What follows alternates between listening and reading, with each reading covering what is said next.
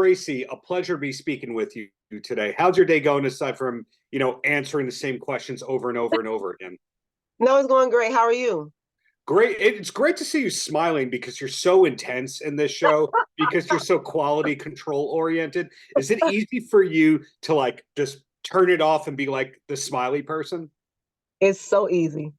It's it's easy Well, because this is also who I am, right? So yes, I'm a tough teacher and I have a very stern approach when I'm teaching, but I'm also very pleasant. I love to laugh and have a good time. So it's well, easy. can I throw you a compliment, or are you maxed out for the day? No, you can throw me as many as you like. Okay, well, I admire your background in terms of your training within the dance world, that you've got the Alvin Ailey, chapter of your life. You have the Miami Heat chapter of your life. So in other words, you're a combination of school and street in a good way to form your own style. When did you kind of realize that you had your own style, that you weren't having to copy other people or follow other playbooks? So I think I established my own style and realized I had my own style in college, right? So in high school, I mean, you learn what you're taught, but Yeah. I think high school I started a dance company. In college, I'm sorry, I started a dance company in college, and so it forced me to come up with my own way to create different ways, movement combinations that were different and set me apart from other people. So I think that's when I started my initial, Tracy-esque style choreography, and then as I became more experience in choreography and just my different experiences with working with different dancers and choreographers and artists, I really began to tap into my own creativity and just created my own lane. Yeah, well, dancing, to your credit, it's more acting than everyone kind of realizes. It's more sports and physical fitness than everybody kind of realizes. But those are different skill sets from being on camera and being entertaining. Was it a big transition for you to become the star of a reality show like this?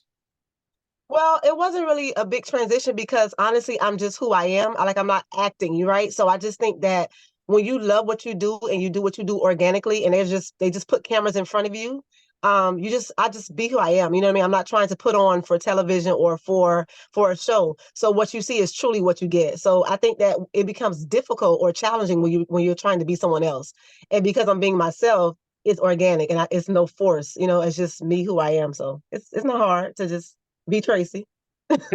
Well, how long was it from knowing that this reality show was going to happen to being able to tell the world that it was happening?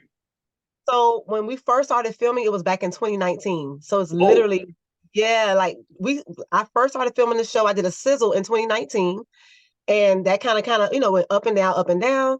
And then I got an email this year to say, hey, by the way, the show got picked up. So it's literally been, what's that, 2020, like almost 5 years. wow. So that just shows the perseverance and that you don't quit at stuff. Without giving secrets away, are there other projects of yours that go back that far that you're still working on to make happen? Um, there's one other project that I've been working on, in terms of it's something with the fashion world that I'm working on, not date that far back, but a couple years. But what it tells me and my students and what the audience needs to understand is that resilience and fortitude is a very, very important thing. Things don't always happen when you want them to happen. They happen in its due time. So I think, like to your point, it does speak to resilience and being able to be consistent and persistent in what you want to happen for you. If I can generalize here, most dancers are not entrepreneurial like you in terms of thinking five chess moves ahead, which you clearly are. Were you like that back to the high school days when you had your own dance troupe? Yeah, so I've always been an individual. I've always been a go-getter. I get that from my mom. I've always wanted to tap into everything. One thing that people don't know about me, in addition to having a dance studio, I always wanted to like own my own funeral parlor, right? So I've always had this idea of just doing different things at the same time. And so I'm just so fortunate I'm able to balance everything, because it is a lot. Sometimes it can be a little challenging, but I'm glad I'm able to balance it all. But I've always had the idea of just kind of being a choreographer, being a teacher, being a studio owner, traveling the world. So I want to do everything. I don't feel like I have to choose. I want to be able to do it all. You're not the only success to go from NBA dancing to being a broadcast personality. The first one of those that I learned about was Paula Abdul, because she was a Laker girl, turned that somehow into a pop career. into reality, etc. Were there other people that you were looking towards and going, okay, they went from the NBA to this? No, but I think that when I was on the NBA at that time, I remember a show called The Bachelor on The Bachelorette. So there were a few people who was on that show, but I didn't look to those ladies to say, hey, if they can do it, I can do it too.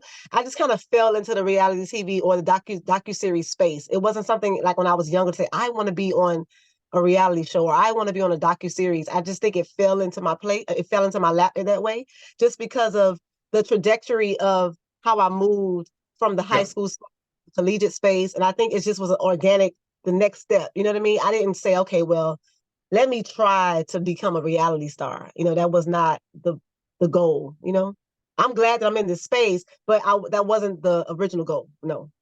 So it sounds like you're always working hard, but you're not Mhm. necessarily planning the goals out. In other words, you're just grinding no matter what. And then what happens because of that is the bonus. That's exactly how I live my life. It's like, okay, so I mean, we all have like, what do they call them? Vision boards. We all have in our mind what we want to do. I would love to, work with Broadway shows and things of that nature. But until I'm able to get there, I just do the grind. I do the leg work. I do the groundwork. And I'm hoping that, I bump elbows with the right people. This show can land on the lap of the right person to open up the next, door, the next opportunity. So it's just like, I just work hard. I'll focus on the process and not the end result. I'm trying to just enjoy the journey. And so that if I do that, then the end result will just be inevitable. That makes a lot of sense to me. Well, three quick questions, and then I Okay. let you go. The first one is, this is a new show to us. To you, Okay. it's an old show, being 5 years in development. How Yes. far ahead have you filmed? Is there a lot of leftover stuff that eventually we might see in another season, or cutting room floor, Blu-ray, DVD kind of stuff? Yeah, I mean, so we definitely filmed like, okay, so this season of Supa Girlz was about 2 years ago for my dance team. But after that season was over, we definitely filmed the next audition process, and we also filmed some other performances. So it's definitely can go into a season two. You know what I mean? If it gets picked up, there's a lot of material. There's so many things that was recorded, and so I think there's so much more than what was recorded for this particular this particular series. Yeah, for sure. Next question here. These days, when I'm interviewing somebody who's a dancer, they're usually also a singer, an actress. They speak 6 languages, etc. Are you a triple threat by any chance, or is just dance and choreography and business is a specialty? Yeah, so no, I don't, I think I sing very well, but I don't know if it was in the shower. I wasn't a choir growing up, so I can hold a tune. I'm also an artist in terms of fashion. That's another artistic realm, and I act as well. I was a thespian in middle school and high school as well, so I can do a little bit of everything. So if once not once I'm done, because dance is my passion, but I would love to break into other avenues of the arts just so that, I can showcase all of my talents for sure. Got it. Last question for you. What's the last concert that you went to for fun and not because you were choreographing it or it was a business meeting? Well, the last concert I went to was the Renaissance by Beyonce. And I was super excited about that because Beyonce and her dancers actually performed my signature move, which is a super strut.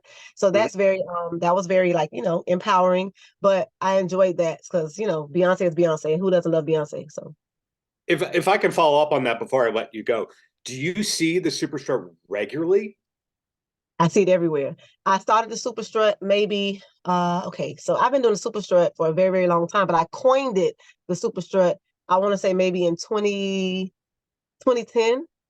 And since then it has gained so much national and international recognition that so many artists, fashion icons, everybody's doing the super strut. Some people give me my credit and some people just do it, but everybody knows where it came from. Everybody. I didn't know if it was the kind of thing where they saw you in the room and then they'd stop doing it because they didn't want to get sued or have to give credit. But, No, not yet. Not yet.